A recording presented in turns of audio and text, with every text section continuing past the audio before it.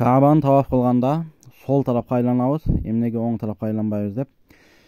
İslam dinini бурмалоо үчүн динге каршылар атайын чыгып атат.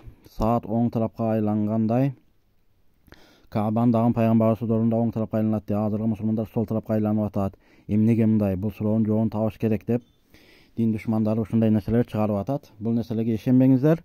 Sol tarafka айлануу себептерин айтып берем. Шариятыбыз боюнча sol tarafka Kaabаны таваф кылып айланабыз. Bunun sebebi sol tarafka aylanganda жүрөк sol tarafta болуп калат. Жүрөгүңөрдү Каабага бургула, жүздөнкүлө деп аят келет, Аллах Тааланын аяты.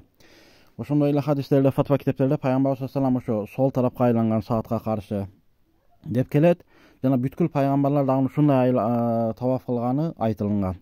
Биз мына пайгамбарыбызга эргешкен себептен сол тарапка айланабыз. Жана жүрөгүбүз сол тарабыбызда болгондуктан Каабага жакын болгон себептен.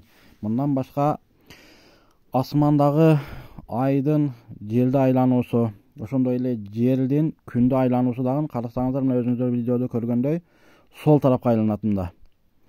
Каабаны айлангандай айланышат. Мына ушул себептерден улам Каабаны ушул тартипте айланабыз. Ушул биздин кылганыбыз эң туура. Ал эми дин душмандары калп сөздү жалганда айтып чыгып атат. Андайлар видеолорду укпаңыздар, аларга ишенбеңиздер. Умар радиаллаху анхун жамандап чыгып атат ошол каналдан. Адам мусулмандарды буруп шектентүү үчүн бир канча аракеттерди кылып атат. Андай жаман видеолорду көрбөш керек шарият боюнча. Ассаламу алейкум ва рахматуллахи ва баракатух.